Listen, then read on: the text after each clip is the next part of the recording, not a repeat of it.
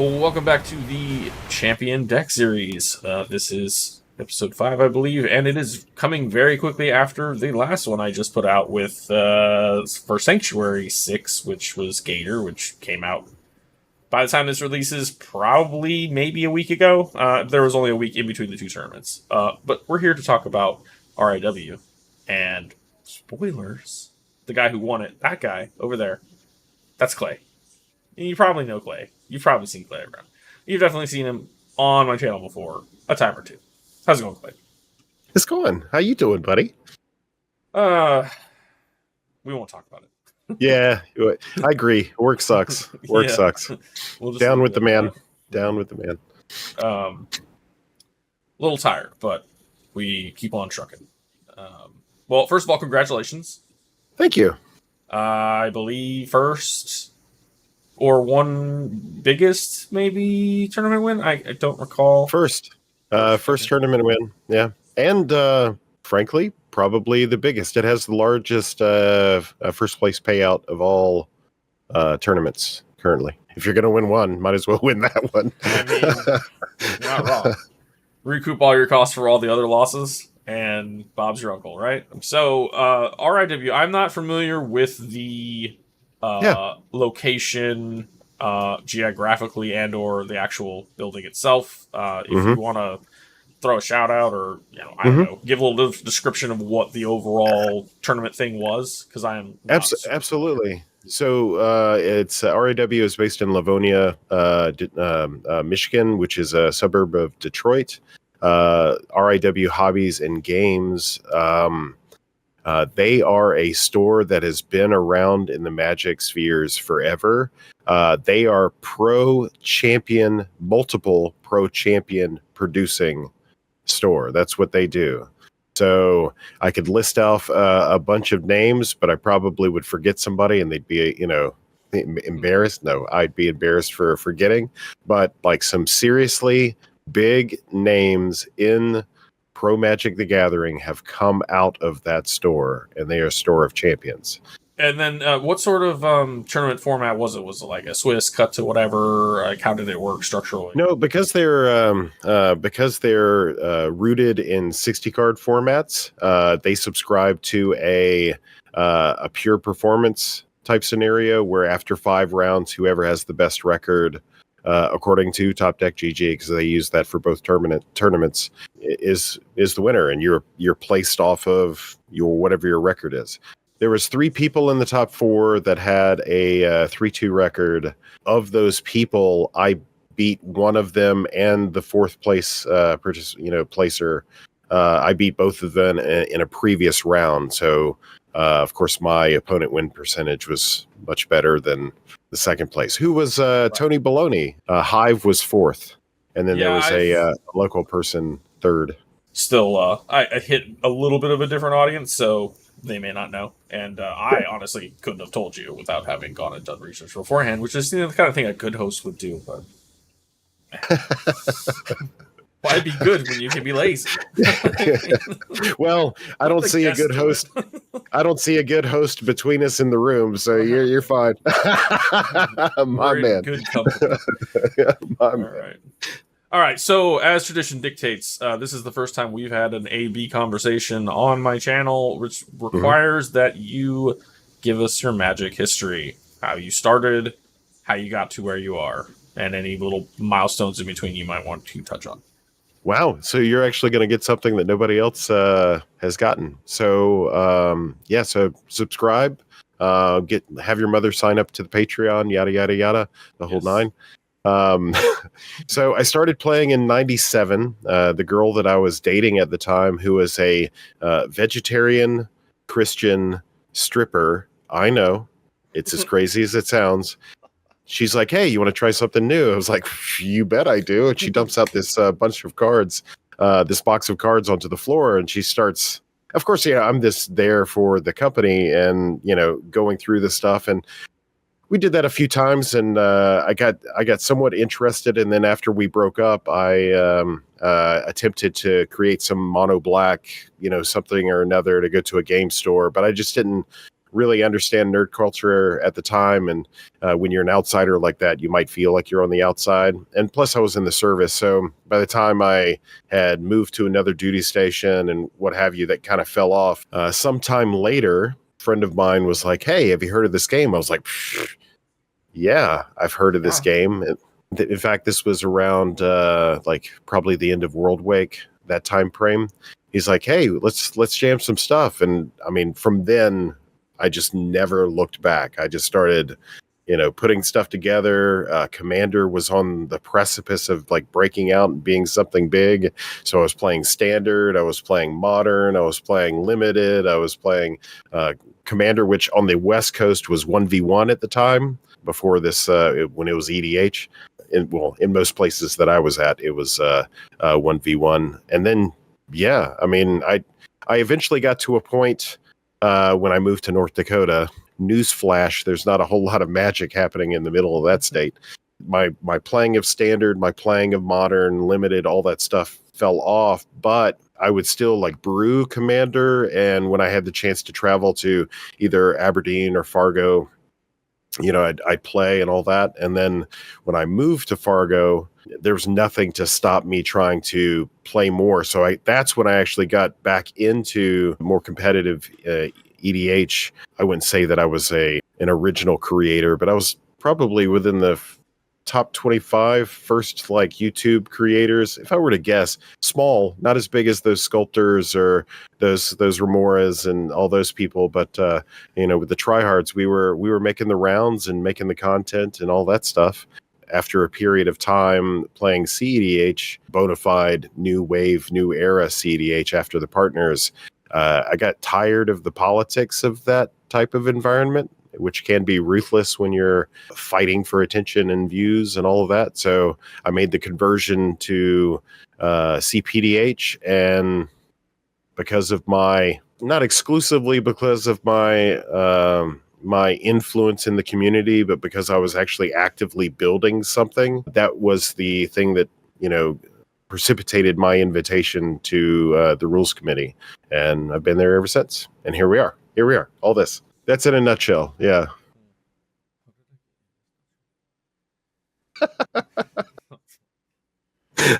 I get that joke. High five for being old.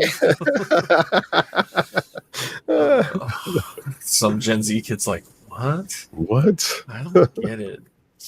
Okay, so that's that. That's tradition out the way. Let's see, what do we have here? Okay, so I kind of already know the answer to this because of seeing stuff and then having just talked to you and whatever, and having seen you play this list. I did mention it in my interview with Gator that I was like, you're one of the only people I saw play it, and you were just like, this is a thing I got. It used to be good. I don't know. And I think it was like right when you were starting to try and mess with it again. Mm-hmm. And then, as you said, you kind of pivoted over to Sir Conrad and yada yada. So maybe they did ask it. Maybe it wasn't framed that way. But so what just in general drew you to this commander, or I guess maybe why is it that you chose to play this commander in this particular tournament, given that you played something different, I think, in Sanctuary? I kind of talked about this a little bit previously, but for the longest time, I was telegraphing what I was playing, partially because kind of using my influence within the community, I sometimes engage in trying to further discourse surrounding certain concepts in the community. And because I'm a big money where your mouth is kind of guy, I would often lead that conversation with like, this is what I'm going to be playing and what have you. Honestly, I've done enough of that shit. So after, I think, Common Cause 3, I started pivoting away from announcing what I was going to play and started kind of retreating into some old standbys that I've had. I've been playing Weavers since the end of 2021. I was one of the first people to really delve deep into the graph mage, because at the time it was considered here you go, doo-doo. So see, I don't ever say I don't say that. When I think something's doo-doo, I say keep. Yeah, like it's yeah. And that does mean the same thing, but at least you don't sound like you're being a dick about it, right? Well, I mean, so this kind of proves the point of like, hey, look at me now, Ma. They laughed at me then, but yeah. Now Graph Mage is in style, that or so to speak. So my initial foray into it is I saw the original build and I was like, I think I can break this thing. Not that I ever claimed to be the one to break Graph Mage. That's not the claim here, but incorporating it in my builds and treating it as if nothing else was proper and right. And I used to play it when the common connoisseurs was the tryhards, and we were really pushing LFG gameplay and stuff like that and building the community. I would actually pull it out as a weapon because we'd have conversations about okay, you're not being respectful of turns. You're not being respectful of how much what pressure could be for a board state. So I was like, all right, I'm going to teach you a lesson. I'm going to whip out Weavers, and any of the old folks from the tryhard days probably recall some of those conversations. So yeah, I would do that, and of course, like you aptly pointed out, I backed off the list because you can't play more than one deck at one time. To do some more propaganda. I did that, and then getting to this tournament after Conrad, I played Crackling Drake, and then I played TPI, and then I brought out Weavers. Now, it wasn't the only deck I was considering, but through some conversations that I had on the Friday before the tournament and going into the next morning, it was one of those things that kind of solidified it in my mind. This is the one that I needed to pick. So that's kind of how that worked out. I don't want to be argumentative, but do you think that your deck is how does it compare to Gator's deck? Only because I just interviewed him. He just won with this list. Mm-hmm. I don't. He would appreciate this. I'm just curious, how different is it? And that is one of the questions I typically ask a little bit farther into my interview. Is how do you think this compares to the average deck? Yeah. But now we have a thing, and it's not calling out names or one's better than the other. Obviously, they both won. They're obviously both good. I'm just curious as to how you think they may compare. So he, interestingly enough, he plays Shrine Steward and what's the ink? Immobilizing Ink. There it is. Yeah. He plays those two. I historically haven't been on Ink because it's one of those gamble cards, and I'm not that comfortable with that. Although looking at some of the stuff he's done with it, I once again will reconsider it. In fact, so much so that I probably start running hands with it to kind of practice and get a feel for it. Shrine Steward, I'm not so high on because it's 5 mana to get the freed, and then you need the 3 mana and stuff like that. And 6 mana for 2 lands is usually what your average is. So getting 7 and or 8 and all of that is kind of tough. I mean, one obvious inclusion for the Shrine Steward is if you're generating as much mana as is being claimed off the ink, then the Shrine Steward is no problem. That's for experimentation. The main difference, if there was a difference between our two lists, is he plays Mana Dorks, and I play a requisite amount of instant speed +1/+1 counter untap type effects. So I'm using those in a ritual treating them as rituals versus a mana dork that just gives me a singular, mana on any given turn. So that's probably the primary difference if I was to look objectively between our two lists. And I don't know. There's just something about playing a two mana land untapper and then on the following turn generating double the mana. It's like you get that real explosive turn 3, turn 4, that that potential for that, and that's kind of the thing that I enjoy versus a mana dork. Yeah, I guess with that said, I probably should introduce the commanders, even though we did have this introduction last week. But for those of you that may only be just now tuning in, or this video happens to be the thing that pops up in front of you on your feed. The commanders here are Ley Weaver and Lore Weaver. It is a partner pairing with a partner with, so they are specifically attached to each other. Makes Simic. They're both 3 generic and then either green or blue, respectively. Lay Weaver's a human druid. Lore Weaver's a human wizard. They're both 2/2s. Lay Weaver, the green one, says tap and untap 2 target lands. Lore Weaver, the blue one, has an activated ability that's 5 generic, 2 blue, no tapping required. Target player draws 2 cards. So I already kind of know how the deck wins, but I suppose that is the number one question that people are going to ask is, how do you sell this to someone? Like, why would I want to play this? And, like, what kind of tagline that you would come up with? Like, sell it to me in 30 seconds or less. Why do you want to play this deck? And shoot.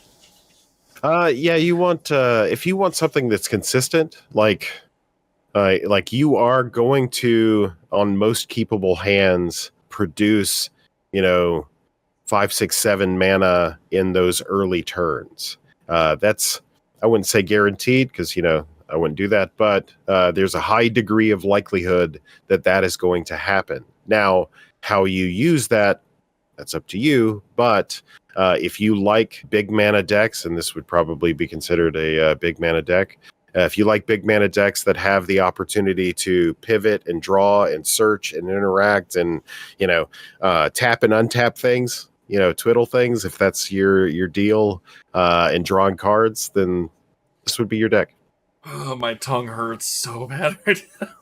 That whole segment. Oh, we've matured so well that we didn't turn that into anything naughty. It did up here, but we were good boys. Speak for yourself. Okay, so consistent, does big splashy things, has a pretty consistent win con. Sounds like the consensus I've heard amongst fans. Do you think your deck differs from others, and how you classify it? I had a little bit of a tangent with Gator about whether or not to archetypes. Call this mid range or whatever, adaptive, proactive, blah blah blah. Do you have any sort of thoughts? I do, and I think this bears repeating, because I did talk about this with the Common Theory interview. But like I said, it bears repeating because the messaging needs to be clear, and I'm putting on my my RC badge for this. Archetypes absolutely mean nothing, because in franchise players, we understand, like, when you bring Sivris X or Malcolm X or Abdel X, we understand as people who engage in this format on a regular basis what those decks do just by virtue of the commander that you're bringing.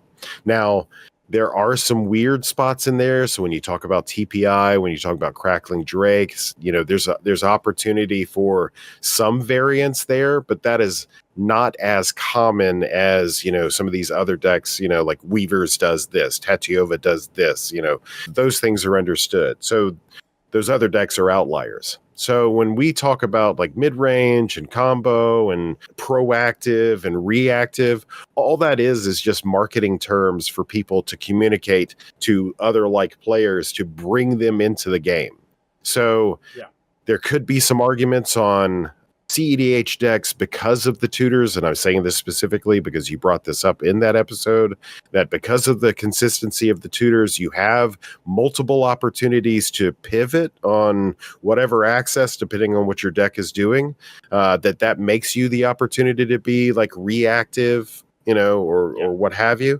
And because we don't really have that in PDH, that automatically eliminates the possibility for us. So there's some nuance in there that we could get, but by and large, I used to get pissy when people would like, well, mid-range, and combo, those things don't exist. Well, I mean, yeah, they don't. But the point is, when we're trying to bring people in, if we're bringing people in from 60 card, they want to know that control, that combo, that aggro. They want to know those types of terminologies so they can adjust in their mind what it is they're about to do. And then vice versa for the CDH folks that are coming over. They want to know, like, oh, I really want to play something super proactive. What do you got? So honestly, we need to adapt to the usage of all the terms, because that's how we're communicating to those folks out there. You, yep, and you, and yep.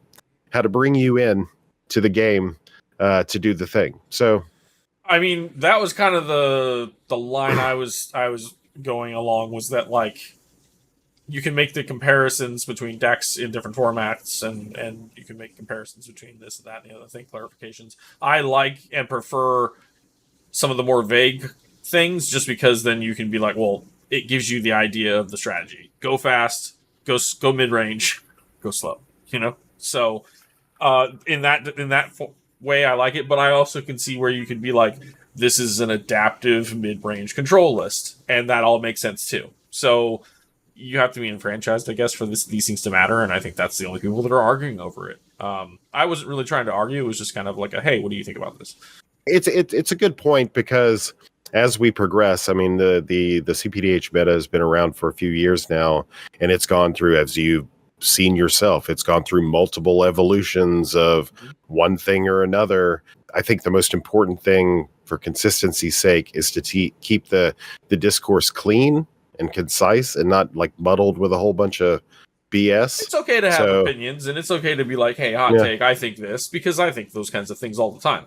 But that's as long as you're not presenting it as like, I'm an authority on a thing, and here's my hot take, you should follow this. It's more of like, hot take this with a grain of salt. But absolutely, yeah.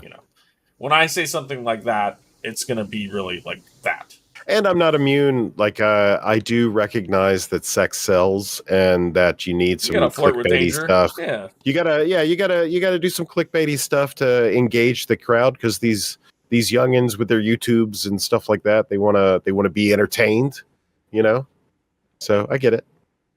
I get entertained watching people have conversations like this. So if I just try to produce something that other people find entertaining, that's the goal.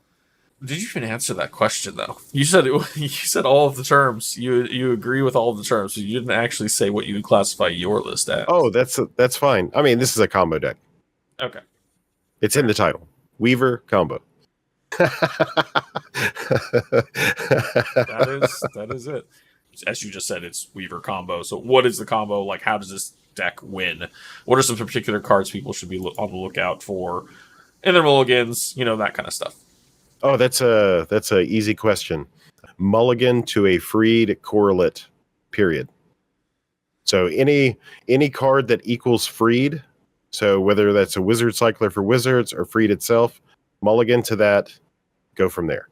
And then what do you do with those when you get the freed? What is the combo itself? The most concise one obviously is Weavers and Freed, because you only need those two cards plus the two lands to get there. In reality, that doesn't work out as well, because Ley Weaver is a 4 mana costed commander, so you have to get 4 mana. So whether or not that's by virtue of augmentation of the lands via the auras, or 4 individual lands, and you have this very distinct haste problem that you have to deal with.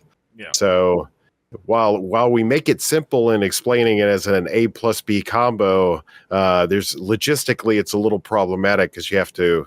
Now that said, if you have a 1-drop aura and a 2-drop aura in your hand and freed, you're pretty well positioned turn 3, turn 4 to enact your plan. So, and from there it's attaching the freed to the Weaver, and that's right, because we're explaining to people out there who don't know. So you attach the freed to the Weaver, and then untap the 2 lands, producing infinite blue. That's the choice. I mean, you can make green if you want to, but it's your party. What can I say?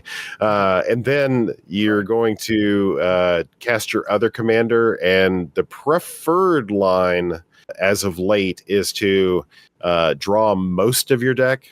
So you want to leave some room just in case somebody's got some tricksy, so don't go down to your last 2 cards or anything like that, but draw most of your deck, leaving 10 or so cards. That gives you a handful of interaction that you'll likely not need. And then what you'll do is my favorite thing is, in forms of hundreds, stack 1 or 200 activations on a player, look at them in the face if you can, and say, okay, here's 100 activations.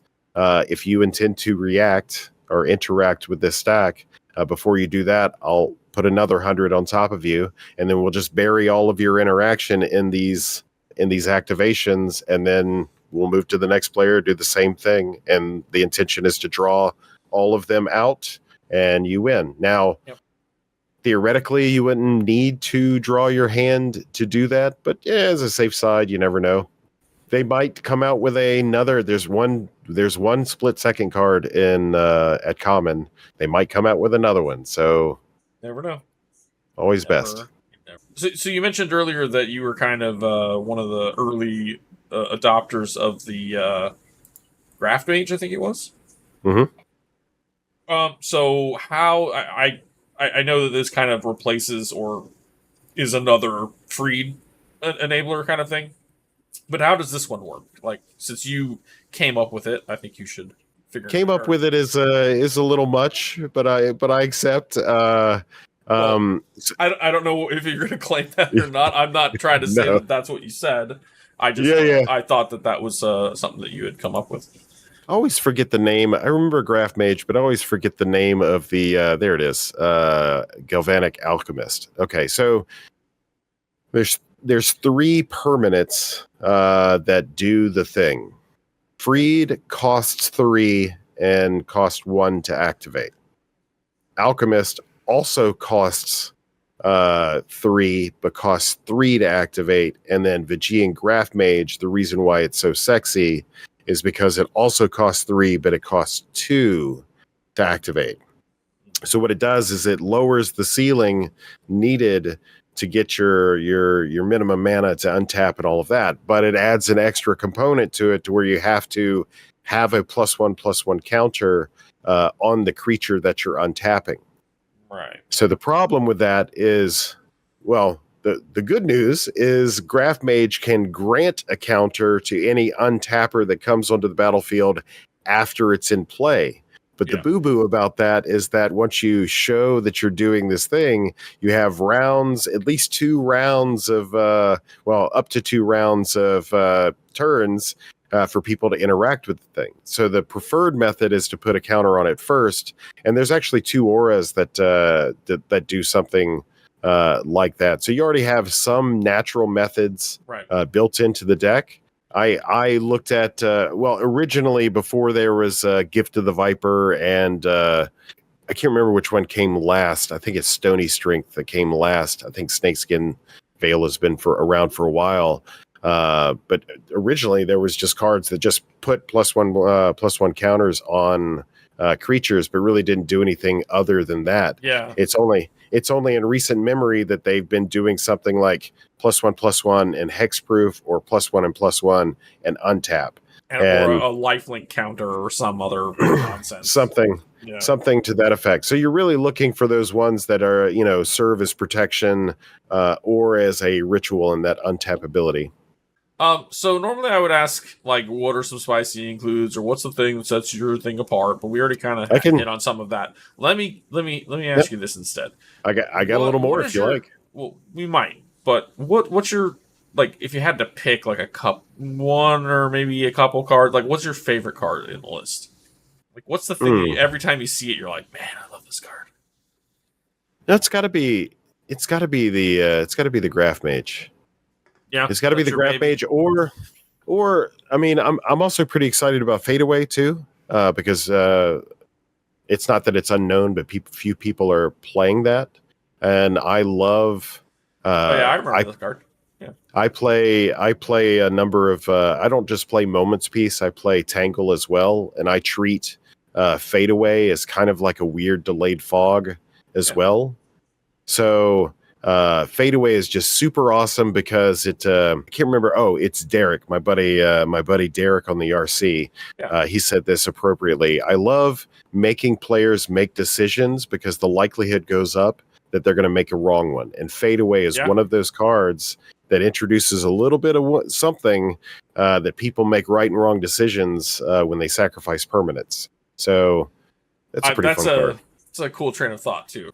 And then you mentioned Gift of the Viper. Yeah, I was actually looking at that when I was looking at Gator's list. I was like, I'm curious why it was after the fact. So I never asked the question, but I was curious why he decided that wasn't good enough, because it does seem pretty decent to just put a counter on something and be able to untap it, and then that also activates your Graph Mage, right? So, like, double duty. Yeah, And then even if it also just is just a said, thing that says like, "Hey, my tutu's got death touch now, and I kill your big thing." well, I mean, so looking at those independently, like even if it just said +1/+1 counter and untap it, it's worthy, in my opinion, of inclusion there. But Right. in those weird, I love cards that introduce opportunities at weird corner cases, and that death, because it says target creature gets a death touch counter. You can play with other people's combats. Yeah. So if you're behind and or you've been thwarted or something like that, and people lay off of you when you kind of get thwarted a little bit because they don't think that you can rebuild so fast, being able to take out somebody's like big swingy thingy with somebody else's mana dork when they chump block, like that's gold, man. Yeah. Because you just bought time. So, any other cards that you would, because I'm sure you've already this has been talked about at least now twice on this channel, and then also probably elsewhere. So I think the people know what the deck does. I wanted to give some of the context and like some of your individual includes, but then otherwise I was thinking about a couple other spicy questions. Why this deck over Gretchen? So, and I'm not saying you're saying that it's better or worse, but like, just why did you choose that when like Gretchen technically has like the better win rate, this, that, or the other thing, or is it money where your mouth is? So I will answer that question. I'll do the thing that I typically do. I'll answer that question with a question. Hell yeah. So the people that play Gretchen, what is their play style? Now, Gretchen does have the opportunity for early win. I mean, the same cards exist. Yeah. But when you watch a Gretchen player, what are they primarily doing? They're hanging back. It's basically a draw go style deck, and they're just waiting for this opportunity to basically overwhelm the table in one big turn to just win on the spot. And it's usually a later turn. I'm not saying, once again, they have the opportunity to lean in early, but they typically don't. Now, in knowing what you know about me, I'm very aggressive in my play style. Even when I'm playing control, Conrad, I'm very aggressive in my control.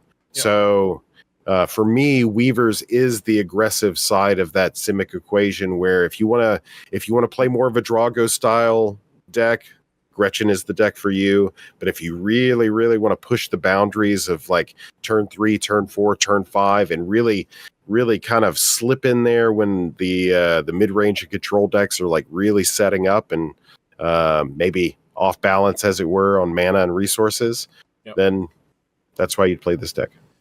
I mean, yeah, it's proven to be consistent, and it's proven to also be like able to just kind of pivot. Not to put too fine a point on it, but my second match of RIW, I was going to put Freed. I was actively casting Freed to put it on. I can't remember which. It was probably Layweaver, one of my untappers. And as it was being interacted with, I actually tutored for one of the other wizards just so I could combo later. And just that whole interaction just seemed kind of weird in a good way to me, because it's like, oh, okay, well, I'm going to abandon this line, but I'm going to go get this other line and then be right back, here in a moment, doing the dang thing. So, yeah. Being able to reload and do it again is great. I did that in the last Sanctuary with Malcolm Kedis. I had a turn 4 attempt, got thwarted. Turn 5 attempt, got thwarted. Pivoted to burn. Almost won. Lost right at the end. It's kind of salty, but, hey, what are you going to do? But yeah, I think probably in that same sort of caliber, because obviously Malcolm Kedis can push those faster wins. I think Rograk Kedis or Malcolm can do Roger, yeah, they can do fast things too. And I'm sure there's other lists that can pop something off pretty quick if they get the nuts. But a lot of decks, it takes a while to get that combo win. So this is definitely, from what I've seen, one of the faster ones. Compared to what we were seeing, this time last year, where it was like Abdel Blue was like, oh my god, that's such a crazy combo, but it's so slow, it takes so long to actually get going, it requires so much setup. But then once it starts going, it's like crazy. But yeah, it's because you gave it all this time to set up and go crazy, right? Whereas you kind of are doing the same thing with your deck because you're just letting people just let you play the lands, let you ramp, let you play out the lands enchantments, let you play out the untappers, and then at some point they're like, oh shit, we have to hit the brakes on him or we're fucked. Yeah, so that's why this is apparently controversial between not Gretchen, but well, maybe even in Gretchen camps, Weaver camps. If somebody interacted with me in the first 2 turns with my first land untapper, that's probably, I would consider that a huge tempo swing in not my favor. After that, after I've deployed a few, if you're doing it then, that's just dumb. So save your interaction after that first one for the combo deal. But hitting somebody early, because I mean, it's the reason why I kept the hand, right? You mentioned something about that in one of the conversations elsewhere about that's why you like to hit the early Malcolm play, because they were like, they kept the hand to get Malcolm out early, and then now they have no cards and they have no resources and blah blah blah. And it's smart, but man, is it ruthless. Well, I mean, so to kind of push back, so the Malcolm player would say that they have no land or no mana and no cards. Half of that is true. They still have cards and they're still drawing a card per turn. So they're still actively engaged in the game. They're just upset they're not doing it at a faster rate than all the other players. So that's the tilting. The tilting part that I love. Just a Malcolm player hates it when you get there to turn 2 Malcolm. Hates it. This is less to do with this deck in particular, but it does fall within the conversation, and more to do with the overarching meta. I kind of distilled everything down into kind of a rock paper scissor, and I said shotgun, and that just kind of stuck. You can figure out which one is which. I would say shotgun is probably like combo or turbo or something because it goes fast and it goes boom. But anywho, all of them counteract each other in some sort of way. And the conversation that we were having was that basically like aggro might be the answer to these faster turbo lists, and somebody needs to get on aggro to a point where it actually works. And like the stuff development with like Kedis and whatnot could be an answer there. There's some other aggressive cards that have come out. Cutzel's been doing pretty good. An aggro-ish list that can still draw you cards is actually, I think, kind of strong. Thoughts? On that whole idea of it is kind of things counteracting each other. So what is I'm gonna come at it from a weird tangent because it was a big subject of a discussion over the RIW weekend for people that were there. What's that new commander that came out? It's mono red and basically it passes around the table. I can't remember the name of it. I just talked about it a ton last night. Give me 2 ticks. But whatever the name of it, I was talking about it Ankylosaur. with Ryan after we played on stream. Alexios. So it's like Slicer that was kind of popular for a second in cpdh. Yeah. So Ankylosaur at the last minute picked up Bobby's or whatever the name, Alexios, picked up that deck, and the conversation that was going on in real time was all that commander needs is 2 full rounds around the table to basically kill everybody. So looking at it from that perspective, let's distill that in a different way.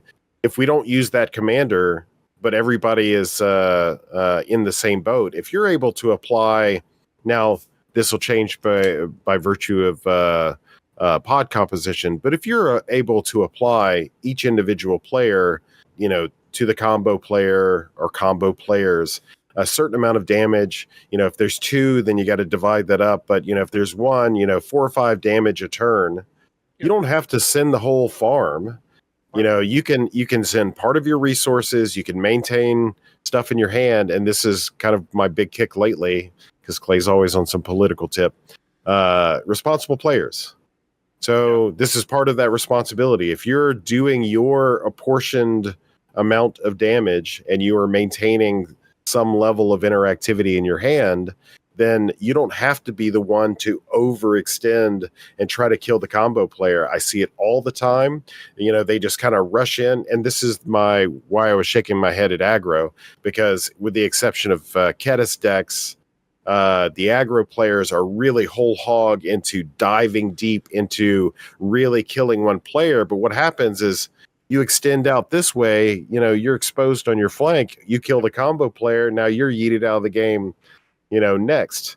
So, and I think that's where the kind of the Daleks and the Larrys and the other pinger style decks as a part of aggro as a whole, like just building a deck that's built around attrition, but symmetrical attrition, I think is kind of the answer to some of those combo decks, because I've seen it.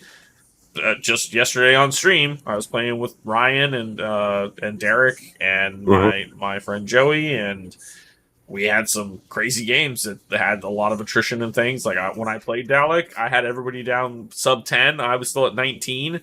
I still lost the game somehow, but it was still a very good showing for the list and like how it can do different things. There was a couple decision points where maybe I screwed up, c'est la vie. But I think that direction, it's kind of still mid-range though, I guess, I still feel like that's kind of what Sivers does, right? It kind of drains people out. So I don't know. I don't think that idea is bad, or the pinger's idea is bad. It's just a matter of being able to do it fast enough to wipe the most threatening person off the board as quickly as possible. And then unfortunately, leaving yourself open to that crackback. So what you're saying is like in the absence of any interaction whatsoever, just the pinger plan alone is not fast enough to deplete the entire table.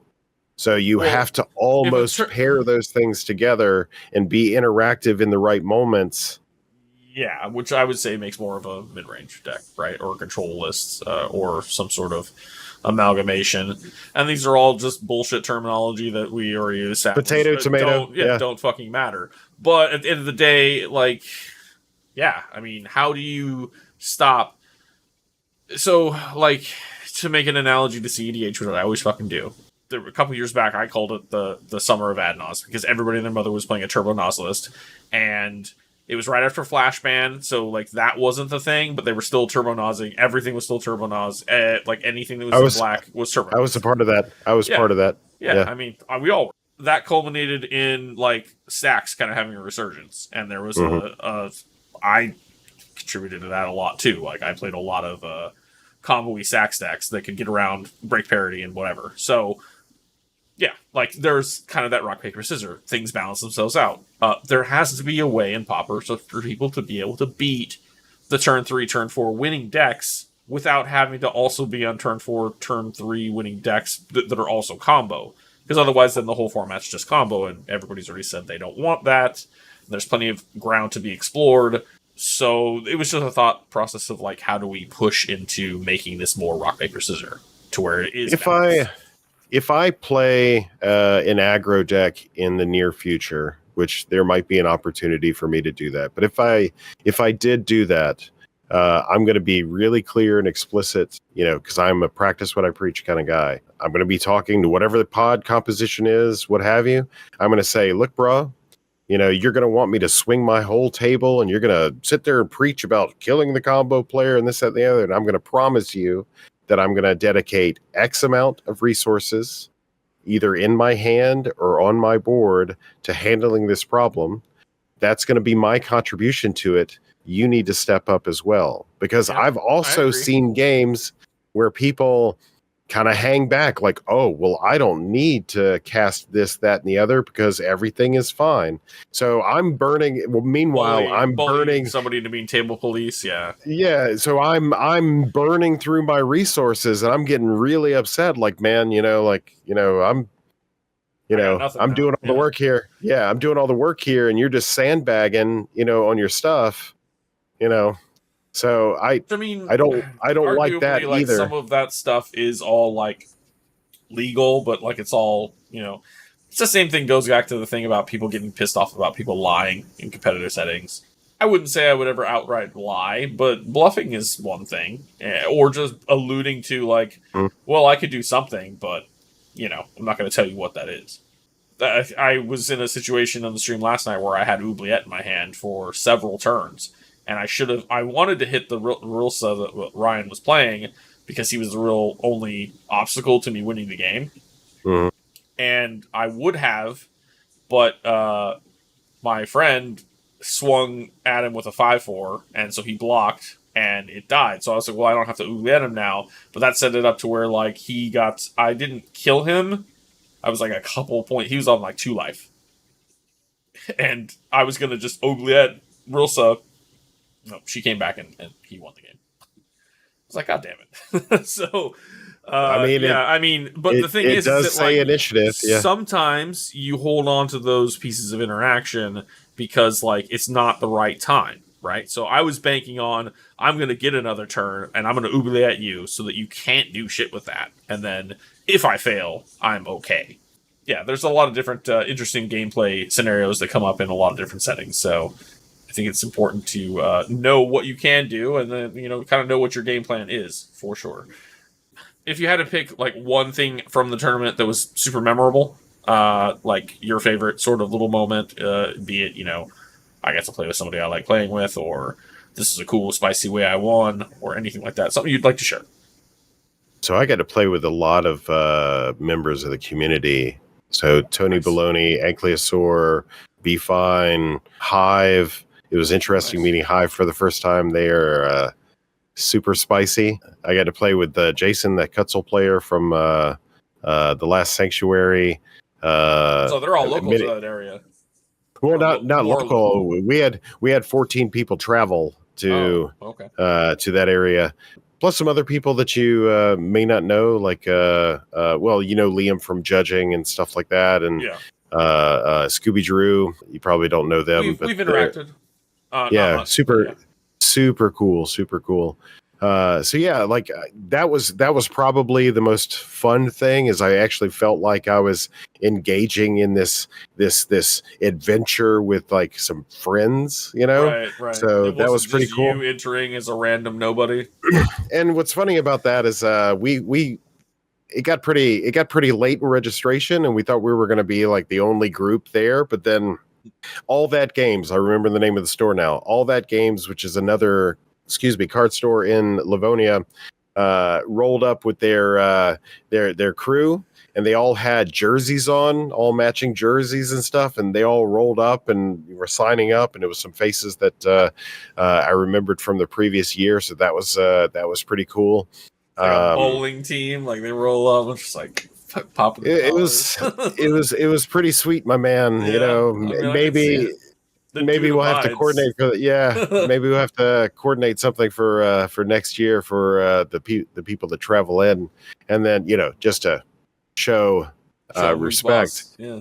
And then I don't know, like sorry Bobby, but I don't think I ever enjoy politicking with Bobby, but like myself and Hive, we were having a grand old time politicking with each other, because we were sitting right next to each other on the same side of the table. And in that game, I actually had an active win on the board. I forget what happened to stop the combo, but I had a Graph Mage, with a counter, and then a Weaver with a counter, and my interaction was, or my combo was interrupted. And we passed the turn. The whole time it's like, well, look, he's got an active combo on the board. It gets around and he's going to win.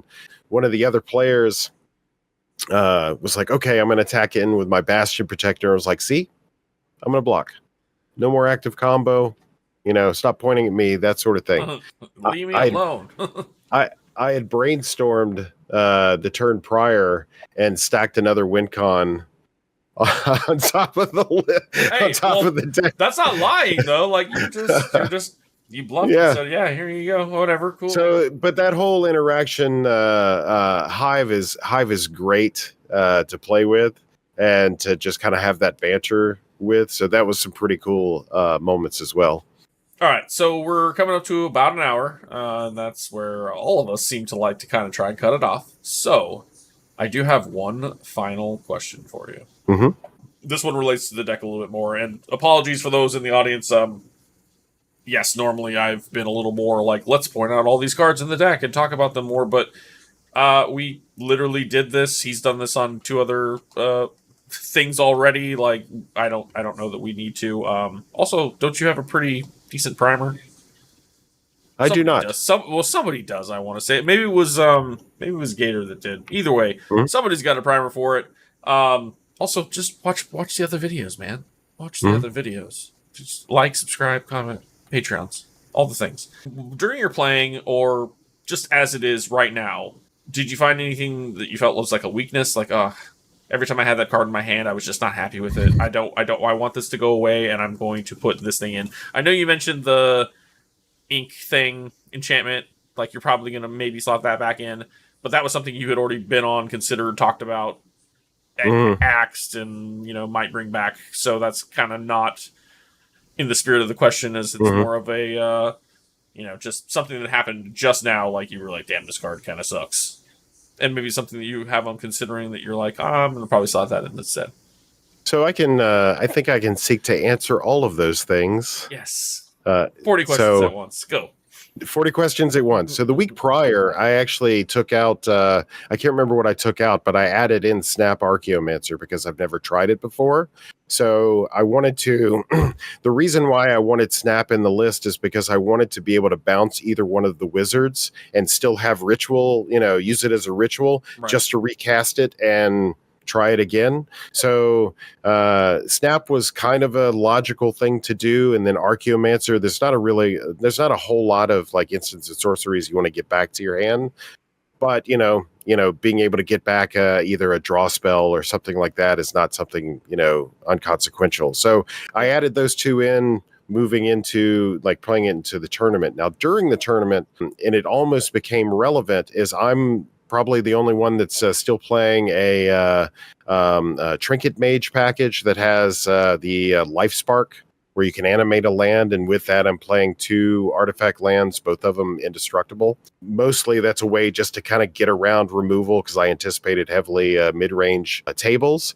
So that's something that I was really watching the performance on, and I'm not sure whether or not I'll keep it in. But it's one of those things. If it fits, it ships kind of thing. So Yep. if I go to add in this immobilizing ink card and I still have room for those pieces, I'll keep it in because it's not inconsequential. Being able to, I mean, I think it's only Ether Spell Bomb that kind of disrupts that line because it just bounces the creature and doesn't care if it's non-land, but most Right. things that bounce are non-land or kill.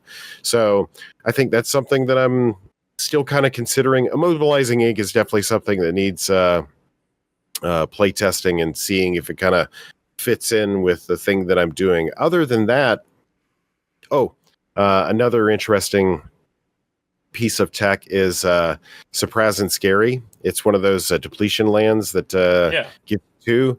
Like if we're talking about a guy that likes to have fast starts and do fast things and all of that, I'm only playing the Scary. I'm not playing whatever the green land is that does the same thing, because having access to blue, if I get an early hand that's able to make use of the extra blue for freed line, that's just a half a turn faster for freed, in those weird I was running those in almost all my decks as I started looking at the lands that were available to us, because I was like, ooh, these are like City of Traders and stuff. And it's like just it's extra turbo, right? But I've cut them from everything because they just never felt like they did enough. It's kind of a weird middle ground for me. Like, I like them, but then it just I don't know.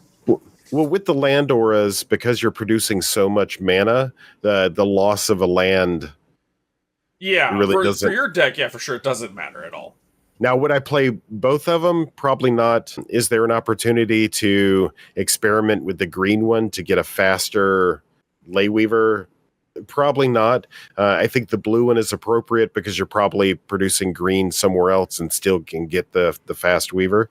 Is your list heavy green? No, you're actually heavy blue. Yeah, it's interesting because Gator's list is kind of flipped the opposite way. I think it was like 60-40. Well, what's funny is it's a throwback to something. This is an artifact of the deck from 3 years ago when I first made it. What's interesting is I'm playing an equal number of islands and forests. It's split right down the middle, even though as you most of my decks too, unless it's like a really big skew. And actually, you're on enough of a skew. I probably would flip flop those numbers a little bit. But I mean, if you haven't had any issues, then if it ain't broke, don't fix it. Right? Yeah, I mean, I might move it one way, one or two one way. Yeah, it depends on what this ink exploration does. But by and large, like. I recognize that the Trinket Mage package is unconventional. It depends on what meta you're playing in. If you're playing in a heavy combo, I mean, still, it might be even worth considering. See, I'm talking myself into it because most of the bounce spells say target non-land permanent. Yeah. So only boomerang. Only Ether Spellbomb interact with those items. So. There's a little nothing wrong with having like a little pet thing that you like in your deck. People will say, "Oh, well, that's not optimal." Yeah, it's 2 fucking cards. Who cares? Shut up. It's my deck. Well, what's optimal? What's optimal, right? I mean, mathematically, there are optimizations you can make. That's why they give us these graphs and these percentages and these charts, and that's why you're into data and blah blah blah blah. And that's why there's research being happening with this format, CEDH as well. I know Mon's over at CDH TV, like also an avid pauper player, but very much into his CDH stats and has been going ham with stuff all the time. So love that guy. Yeah, he's great. But there's a want and desire for all this data to be out there and to be analyzed and yada yada. I don't want to be analytical in that way. I want to be analytical in more of a like sports commentator sort of way. Like, yeah, you see how he did that? That was pretty cool, right? Well, there's something to be said. I want to be the flavor guy, and then you could be like the play-by-play. Like, there's something to be said too. Like, even with all the data that I interact with, I'm very much a by feel player. Yeah. Like my TPI mana base is. Based on experience, not that I looked at any like numbers in the charts for the deck list or anything like that. I ran X number of sample hands and studied on whether I got one color of each and all of that stuff. And right, I do that with the majority of my. It's always by feel that last little bit anyway, because I mean there is art in these things. So, like, I made a commentary about being a starving artist recently. So, and it isn't because like we're actually creating pieces of art or what this, that, the other thing. But like deck building, I think could be considered an art form in some sort of way. Personal, a reflection of oneself. Yeah. But then also just, being able to create any of this, like, discussion, like coming up with the topics to talk about, coming up with the gameplay gimmicks, coming up with all the stuff. It's all creative in some way, shape, or form. We're just bouncing off or piggybacking off of someone else's creativity who created the whole damn game. So, and then somebody else's creativity who made the subgenre, and then somebody else's creativity that made the other subgenre, and then this subgenre. We're just a human creativity centipede. It's just a big umbrella tree. All right, well, sir, I congratulate you once again. Thank you on your win. I hope to join all of you in the winner's circle someday, and I'm going to find the way. It's just taking longer than I would like because I'm impatient and petulant. Do. It'll come. Yeah, I just got to play more. That's all it is. Just got to play more. Got to practice. Got to get them reps in. But yeah, again, congratulations. Thank you for coming on. Thanks for answering my questions. Sorry that this ended up being less traditional, but hopefully the conversation was not too repetitive for you. I know you've already done the circuit as it were, so. We talked about a lot of things that those other guys didn't cover. So hell yeah. Always a pleasure, Clay. Hopefully, we'll see you again. Either you could be interviewing me or maybe I interview you again. I don't care. We'll do it again. Whenever you need somebody to come and flap their gums about whatever on your podcast, let me know. Yeah, I've definitely been meaning to do more hot take related stuff because our format doesn't have enough of that. But literally like small topic, real quick fire kind of stuff. I've been really meaning to do that this year. Haven't got to it yet, but there's still time. You, man. I feel you. Hey, we still got like a good 4 months left or so. 5 maybe. Yeah. Sure. All right. So for everybody who's watching, thank you so much for watching. Like, subscribe, comment, blah, blah, blah. There's going to be stuff in the show notes. Check out Clay's winning deck. Check out the cpdh.guide. Check out the PDH RC. Like, they've got cool stuff. PDH home base. All the places. Sanctuary. Common Theory. We've all got Discords. I got a Discord. You can check that out in the link tree. We've all got Patreons. You know, if you like Have your this mom shit, sign up. Yeah. Yeah, have your mom sign up. Anyway, that is us signing off once again. Have a good evening, Clay. Have a good one, everybody that's watching. We'll see you next time. Peace out.